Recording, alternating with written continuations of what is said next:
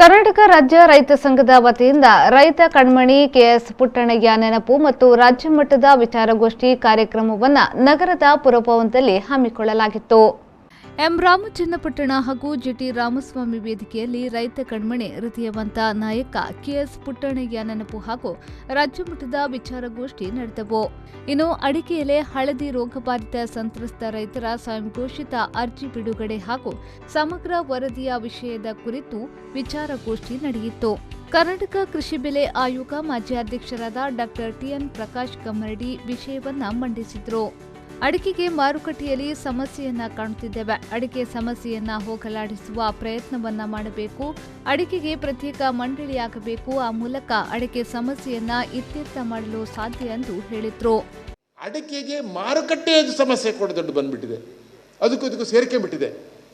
ಅಡಿಕೆಯ ಒಂದು ಕಾನೂನು ಒಂದು ಈಗ ನಾಗಮೋಹನ್ ದಾಸ್ ಅವರು ತಗೊಂಡು ಹೋಗ್ಬೋದು. ಈಗ ಒಂದು ಹೆಬ್ಬಾವು ಅಡಿಕೆಯ ಒಂದು ಸಂಬಂಧಪಟ್ಟಂಗೆ ಸುಪ್ರೀಂ ಕೋರ್ಟಲ್ಲಿ ಮನಗಿದೆ. ಸತ್ತಿಲ್ಲ ಹೆಬ್ಬಾವು. ಇನ್ನೂ ಹೇಳ್ತೀನಲ್ಲ, ಏನು ಅಡಿಕೆ ಜೊತೆಗೆ ತಂಬಾಕಿನಿಂದ ಸಮಸ್ಯೆ ಅಲ್ಲ ಆರೋಗ್ಯ. ತಂಬಾಕು ಉಪಯೋಗಿಸೋದ್ರಿಂದ ಅರ್ಬುದ, ಕ್ಯಾನ್ಸರ್ ಬರುತ್ತೆ ಅಂತಲ್ಲ, ಅಡಿಕೆಯ ಸೇವನೆಯಿಂದನೇ ಇವಾಗ ಕ್ಯಾನ್ಸರ್ ಬರುತ್ತೆ ಅನ್ನತಕ್ಕಂಥ 1500 ಪೇಜ್ ಪುಟಗಳ ಒಂದು ವರದಿ ಸುಪ್ರೀಂ ಕೋರ್ಟ್ ಮುಂದಿದೆ. ಹೌದು, ಅಡಿಕೆಯಿಂದನೇ ನಮಗೆ ತೊಂದರೆ ಆಗ್ತಿದೆ. ಹಾಗೆ ಅಡಿಕೆಯ ಸೇವನೆಯನ್ನೇ ನೀವು ನಿರ್ಬಂಧಿಸಿ ಅನ್ನತಕ್ಕಂಥ ತೀರ್ಮಾನ ಯಾವ ಸಂದರ್ಭದಲ್ಲಿ ಬರತಕ್ಕಂಥ ಸಾಧ್ಯತೆ ಇನ್ನೂ ಉಂಟು. ಕರಾವಳಿ ಮಲೆನಾಡು ರೈತರ ಸಮಸ್ಯೆಗಳು ಹಾಗೂ ಪರಿಹಾರೋಪಾಯಗಳು ಎಂಬ ವಿಷಯದ ಕುರಿತು ಕರ್ನಾಟಕ ರಾಜ್ಯ ರೈತ ಸಂಘದ ದಕ್ಷಿಣ ಕನ್ನಡ ಜಿಲ್ಲಾಧ್ಯಕ್ಷ ಓಸ್ವಾಲ್ಡ್ ಫರ್ನಾಂಡಿಸ್ ಅವರು ವಿಚಾರಗೋಷ್ಠಿಯನ್ನ ನಡೆಸಿಕೊಟ್ರು. ಕರಾವಳಿ ಭಾಗದಲ್ಲಿ ಭತ್ತಕ್ಕೆ ಹೆಚ್ಚಿನ ಬೆಂಬಲ ಸಿಗುತ್ತಿಲ್ಲ, ಸರ್ಕಾರ ಕೂಡ ಉತ್ತೇಜನ ನೀಡುತ್ತಿಲ್ಲ, ಜೊತೆಗೆ ತೆಂಗು ಹಾನಿಗೂ ಪರಿಹಾರ ಸಿಗುತ್ತಿಲ್ಲ ಎಂದು ಹೇಳಿದ್ರು. ವಿಶೇಷವಾಗಿ ಇಲ್ಲಿ ಈಗ ಮಲೆನಾಡು ಭಾಗದಲ್ಲಿ ಭತ್ತ ಬೆಳೀತಾ ಇದ್ದಾರೆ. ಸುಮಾರು 6000 ಹೆಕ್ಟೇರಿಂದ 7000 ಹೆಕ್ಟೇರ್ ವರೆಗೆ ಭತ್ತ ಬೆಳೆ ಈ ಸಲ ಆಗಿದೆ. ಹಿಂದೆ ಸುಮಾರು 2ರಿಂದ 3,000 ಹೆಕ್ಟೇರ್ಗೆ ಇಳಿದಂಥ ಭತ್ತ ಬೆಳೆ ಕಳೆದ ಬಾರಿ ಏನು ಅಡಿಯಲು ಬಿದ್ದ ಗದ್ದೆಗಳನ್ನು ನಾಟಿ ಮಾಡಬೇಕೆನ್ನುವಂಥ ಎಂದು ಕೆಲವು ಜನಪ್ರತಿನಿಧಿಗಳು ಸಹಕಾರ ಕೊಟ್ಟ ಕಾರಣ ಈ ವರ್ಷ ಅಂದರೆ ಯುವಕರು ಬೇರೆ ಬೇರೆ ದೇಶಗಳಲ್ಲಿ ಬೇರೆ ಬೇರೆ ಭಾಗಗಳಲ್ಲಿ ದುಡಿತಾ ಇದ್ರು, ಅವ್ರ ಕೆಲಸ ಕಳ್ಕೊಂಡ್ರು. ಏನಾದರೂ ಇಲ್ಲಿ ಇದ್ಕೊಂಡು ನಮ್ಮ ಇದ್ದ ಹೊಲಗದ್ದೆಗಳನ್ನು ಅಡಿಯಲ್ಲಿ ಬಿದ್ದ ಹೊಲಗದ್ದೆಗಳನ್ನು ಪುನಃ ನಾಟಿ ಮಾಡಬೇಕನ್ನೋ ಚಿಂತನೆಯಲ್ಲಿ ಎಲ್ಲರೂ ಯುವಕರು ಪುನಃ ಕೃಷಿಯತ್ತ ಮುಖ ಮಾಡಿದರು. ಆ ಸಂದರ್ಭದಲ್ಲಿ ಭತ್ತದ ಬೆಳೆ ಇವತ್ತು 6000 ಹೆಕ್ಟೇರಿಂದ 7000 ಹೆಕ್ಟೇರ್ವರೆಗೆ ಹೋಯಿತು. ಆದರೆ ಕಳೆದ ಬಾರಿ ನಿರಂತರ ಮಳೆಯಿಂದಾಗಿ ಭತ್ತ ಬೆಳೆ ನಾಶ ಆಗಿದೆ ಇಲ್ಲಿ. ಆದರೆ ಸರ್ಕಾರ ಖರೀದಿ ಕೇಂದ್ರಗಳನ್ನು ಭತ್ತದ ಕೊಯ್ಲು ಆಗುವ ಸಂದರ್ಭದಲ್ಲಿ ಮಾಡಲಿಲ್ಲ. ಈಗ ಒಂದು 2-3 ಕಡೆ ಕಳೆದ ಜನವರಿಯಲ್ಲಿ ಓಪನ್ ಮಾಡಿದ್ದಾರೆ.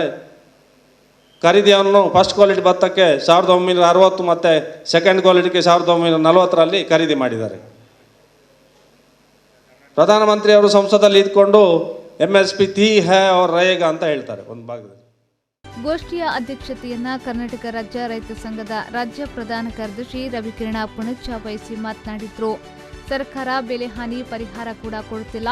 ಮೊದಲು ಅಡಿಕೆಗೆ ಉತ್ತಮ ಬೆಲೆ ಇತ್ತು, ಆದರೆ ಇದೀಗ ಬೆಲೆ ಕುಸಿದಿದೆ. ಕ್ಷುಲ್ಲಕ ಕಾರಣಕ್ಕಾಗಿ ಹೋರಾಟ ಮಾಡುತ್ತಿದ್ದೇವೆ. ರೈತರ ನೋವಿಗೆ ಯಾರು ಕೂಡ ಹೋರಾಟ ಮಾಡುತ್ತಿಲ್ಲ ಎಂದು ಅವರು ಹೇಳಿದ್ರು.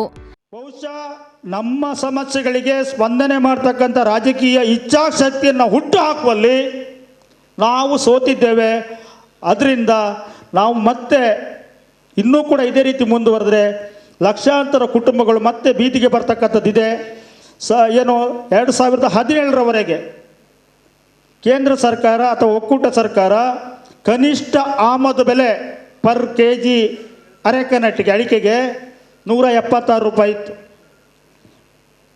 ಚಾಮರಸ್ ಮಾಲಿಕ್ ಪಾಟೀಲ್ರು ರಾಜ್ಯಾಧ್ಯಕ್ಷರು, ಬಡಗಲಪುರ ನಾಗೇಂದ್ರ ಅವರು ರಾಜ್ಯ ಪ್ರಧಾನ ಕಾರ್ಯದರ್ಶಿ, ಇವತ್ತು ನಮ್ಮ ಮುಂದೆ ಇರ್ತಕ್ಕಂಥ ಚೇತನ ಅವರು ವರಿಷ್ಠರಾಗಿದ್ದು ರಾಜ್ಯ ಮಟ್ಟದ ಅಡಿಕೆ ಮತ್ತು ತೆಂಗು ಬೆಳೆಗಾರರ ಸಮಾವೇಶನವನ್ನು ಬೆಂಗಳೂರಿನಲ್ಲಿ ಆಯೋಜನೆ ಮಾಡಿದ್ವಿ ಅವರ ನೇತೃತ್ವದಲ್ಲಿ.